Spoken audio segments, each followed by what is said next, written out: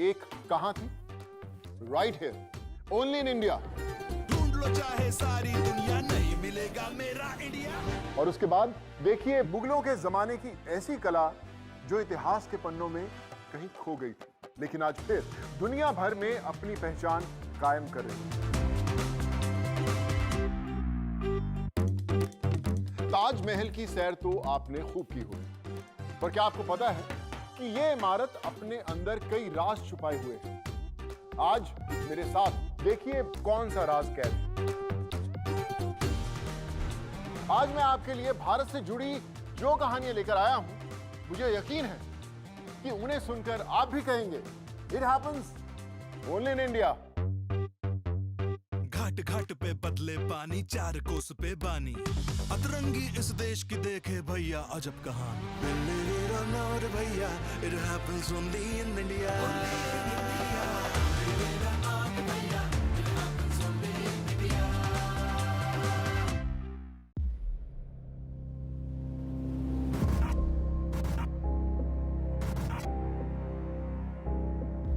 आज इस सफर में हम प्राचीन भारत की ऐसी यूनिवर्सिटी की कहानियां सुनने वाले हैं जिसे देखकर उस वक्त के स्टूडेंट्स कहते होंगे, it happens only in India.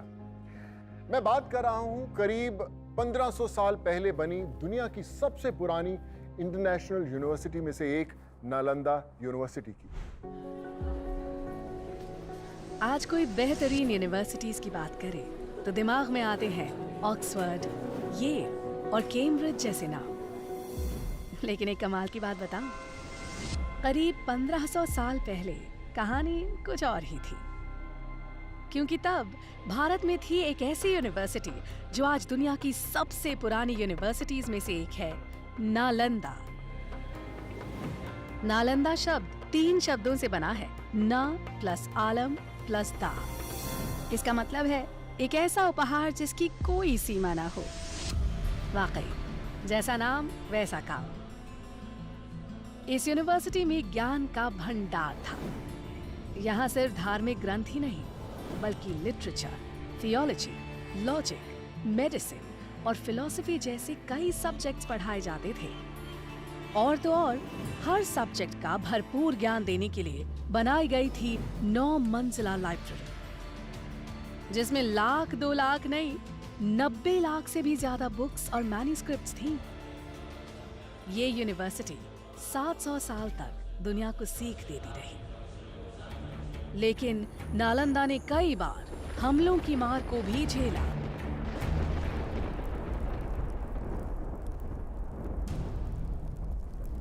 आखिरकार 12वीं शताब्दी में एक हमले में बख्तियार खिलजी ने नालंदा को जला दिया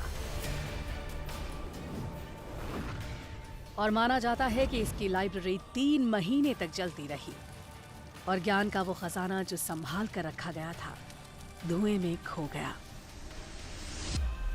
उस वक्त जब नालंदा कई बुलंदियों को छू रही थी, वो एक महाविहार यानी विशाल बौद्ध मठ का हिस्सा थी, जिसके खंडहर आज भी 57 एकड़ में फैली इस साइट में नजर आते हैं। कुछ रिकॉर्ड्स के मुताबिक नालंदा दरअसल आम के बगीचे पर बनी थी, जिसे 500 व्यापारियों ने गौतम बुद्ध को तोहफे में दिया। पर आर्कियोलॉजी के हिसाब से नालंदा को 5th सेंचुरी बीसी में गुप्त काल में बनाया गया था। उसके बाद गुप्त काल में इस जगह का और डेवलपमेंट हुआ और ये एक विहार से 7वीं शताब्दी तक महाविहार बन चुका था। अलग अलग दौर में यहाँ कई महान टीचर्स ने पढ़ाया, जैसे नागार्जुना, बुद्धपालिता, शांत रक्षिता और आर्यदेव। और जानते हैं स्टूडेंट्स कौन थे? चाइनीज ट्रैवलर ह्यूंग सांग जैसे कई लोग जो दुनिया भर से यहाँ खींचे चले आते थे। यहाँ पर पूरे विश्व से, चीन से, म्यांमार से, श्रीलंका से अनेक प्रांतों के लोग इस जगह पर शिक्षा ग्रहण करने के लिए आया करते थे इस महाविहार में। लेकिन इस सब के बावजूद नालंदा वक्त की मार को नहीं झेल पाई। इसीलिए डॉक्टर अब्दुल कलाम की पहल से नालंदा ने एक मॉडर्न इंटरनेशनल यूनिवर्सिटी के रूप में फिर से जन्म लिया। नालंदा जैसी यूनिवर्सिटी इस बात का सबूत है कि भारत का ज्ञान सदियों से दुनिया को रोशन कर रहा है। हम उम्मीद करते हैं कि वक्त एक बार फिर करवट लेगा और बेहतरीन एजुकेशन की तलाश करता हर इंसान कहेगा, it happens only in India. Bharat में एक ऐसी इमारत है जिसे देखकर पूरी दुनिया कहती है, प्यार का ऐसा प्रतीक और कहीं नहीं मिलेगा। दुनिया के 7 अजूबों में सबसे खूबसूरत ताजमहल। सफेद ताज, काला ताज, सब कुछ यहाँ पर मिलेगा आज। मीनारों के, दीवारों के राज से पर्दा खुलेगा आज। आपने सुना होगा दुनिया में 7 अजूबे हैं। अब देखिए ताज के 7 अजूबे। सबने सुनाई कहानी, कभी दादी कभी नानी। शाहजहां ने देखो बेटा ताज तो बनवाया था, लेकिन सारे मजदूरों का हाथ भी कटवाया था। पर इस कहानी में थोड़ा झोल है। ताज तेरे लिए एक मजहर उल्फत ही सही। माना जाता है जिस आर्किटेक्ट ने ताज बनाया, उन्होंने ही आगे चलकर लाल किले की नींव भी रखी। उनका नाम था उस्ताद अहमद लाहौरी।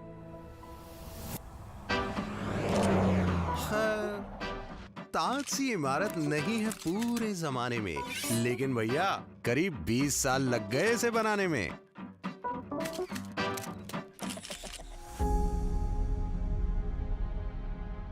(1632) में शुरू हुई थी कंस्ट्रक्शन और आर्मीनिया, इटली, फ्रांस, टर्की जैसे कई देशों के कारीगरों ने काम किया था। व्हाइट मकराना मार्बल आया जोधपुर से। इजिप्ट, रशिया, चाइना और अफगानिस्तान जैसे देशों से लाए गए थे कीमती पत्थर। आज पोल्यूशन का असर ताज पर नजर आने लगा है, इसीलिए इसे दिया जाता है स्पा, वो भी मुल्तानी मिट्टी से, और हमारा ताज फिर से चमक उठता है। हर रोज टूरिस्ट यहाँ आते हैं हजारों में। किसे पता था राज छुपा है दीवारों मीनारों में। ताज की चारों मीनारें बाहर की तरफ झुकी हुई हैं। अगर किसी अर्थक्वेक की वजह से ये गिरती भी हैं, तो ताज को कुछ नहीं होगा।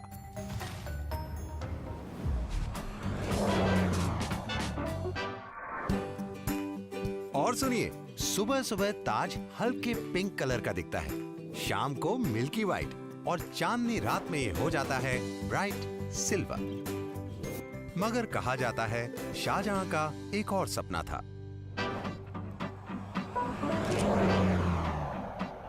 ऐसा ही एक ताज बने नदी के उस पार, काले संगमरमर से होता वो तैयार।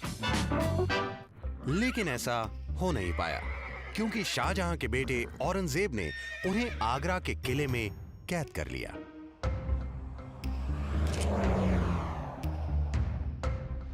आज ताजमहल के अंदर मुमताज महल और शाहजहां की शान में बनी 2 कब्रें नजर आती हैं, लेकिन ये उनकी असली कब्रें नहीं हैं।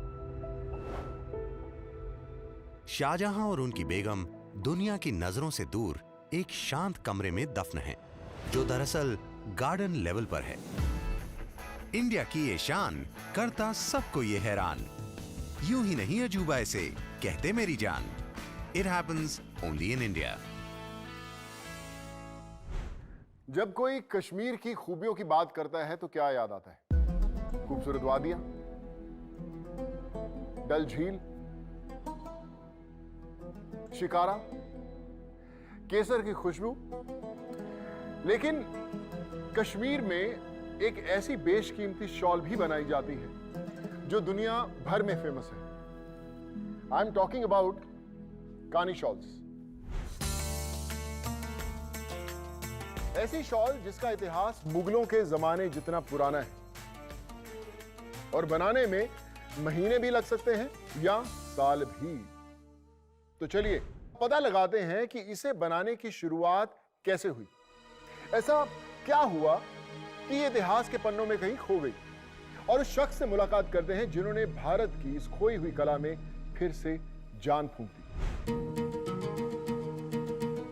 ये वुडन स्पूल देख रहे हैं, इन्हें ही कानी कहते हैं और इन्हीं से बनाई जाती हैं खूबसूरत शॉल्स।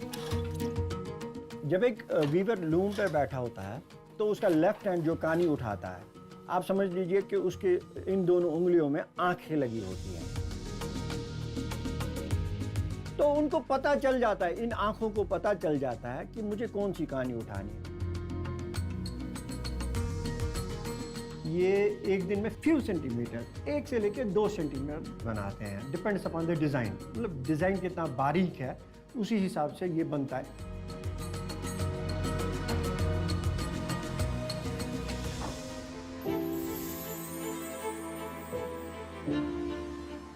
हर टाइम में कानी शाल का एक अपना अलग मुकाम था।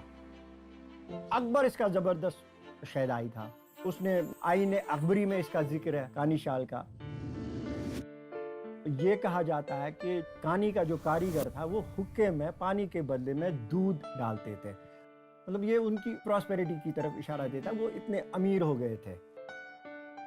आहिस्ता आहिस्ता वो खत्म हो गया, वो क्राफ्ट भी, वो लूम भी, तो कश्मीर में फिर कोई नहीं जानता था। आज कानी शॉल को फिर से रिवाइव किया जा रहा है। श्रीनगर से करीब 20 किलोमीटर दूर इस छोटे से गांव कानी हामा में।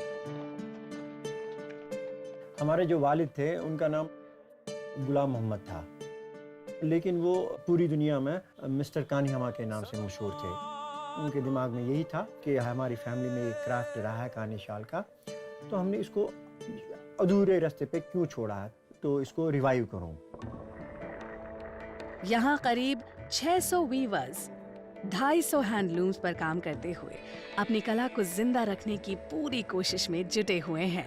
कलर सारे हैं तुम्हारे पास? अगर आप दुनिया में कहीं भी जाए तो इसकी दूसरी शॉल आपको नहीं मिलेगी। अब फैशन डिजाइनर्स आते हैं, वो अपने अपने हिसाब से शॉल काट के एक वेस्ट कोट बना लिया उसका।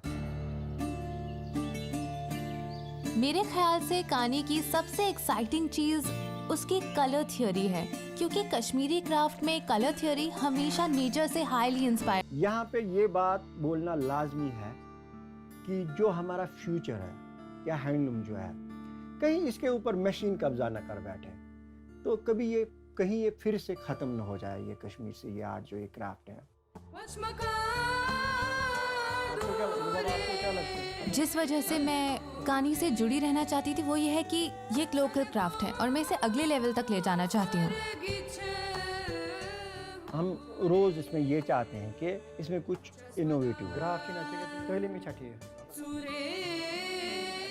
अगर आप और मैं इस क्राफ्ट को मॉडर्नाइज और बचाएंगे नहीं तो कोई बाहर से आकर ये काम करने वाला नहीं है। इसके लिए हम सेम टेक्निक यूज करके न्यू डिजाइन्स को अडेप्ट कर सकते हैं। पुरानी कला में नया रंग भरते भारत के कारीगरों का वाकई जवाब नहीं है। It happens only in India.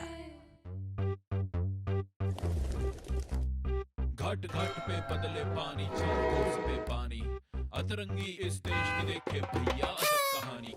खेल कबड्डी हुत्तु तुत्तु उड़े लड़ाके गिल्ली पिट्टू, चांद दो क्या मार मिली काले से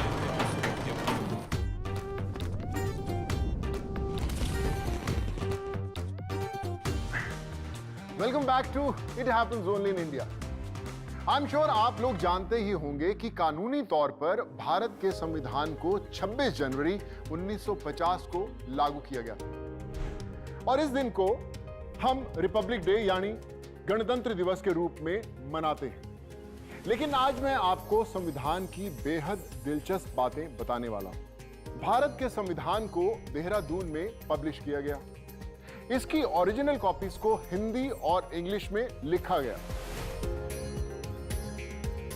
इसे लिखने में करीब 3 साल लग गए और सबसे अनोखी बात, इसे टाइप या प्रिंट नहीं किया गया था बल्कि हाथ से लिखा गया। इस संविधान को लिखने के लिए एक व्यक्ति की खोज की गई जिसमें श्री प्रेम बिहारी नारायण रायजादा जी को चुना गया। प्रेम बिहारी जी से कहा गया कि आप क्या पारिश्रमिक लेंगे? उन्होंने कहा मुझे एक पैसा भी नहीं चाहिए, ये तो काम मैं अपने आर्ट और देश प्रेम के लिए करूंगा। और इसके हर पन्ने को डेकोरेट किया था शांति निकेतन के कलाकारों ने। और आपको पता है, आज भी हिंदी और इंग्लिश में लिखी इसकी original copies parliament of India की लाइब्रेरी में है, स्पेशल हीलियम फिल्ड केसेस में संभाल कर रखी हुई है। भारत का संविधान दुनिया का सबसे लंबा संविधान ही नहीं, ये वो औजार है जो देश के हर नागरिक को उसका बुनियादी हक दिलाता है। दोस्तों, भारत में कई अनोखी चीजें मौजूद हैं। एक ओर प्राचीन मंदिर हैं तो दूसरी ओर आधुनिक विज्ञान के अजूबे। भारत से जुड़ी ऐसी ही एक कहानी मैं अब आपको सुनाने वाला हूं। हमारा सफर आ पहुंचा है आज के आखिरी पड़ाव पर। लेह से करीब 250 किलोमीटर दूर चाइनीज बॉर्डर के पास लद्दाख के एक छोटे से गांव हानले, जहां भारत ने बनाया है दुनिया के हाईएस्ट गामा रे टेलीस्कोप्स में से एक। और याद रहे, लगभग 14,000 फीट की ऊंचाई पर लगा यह टेलीस्कोप डार्क मैटर की खोज में भी मददगार साबित हो सकता है।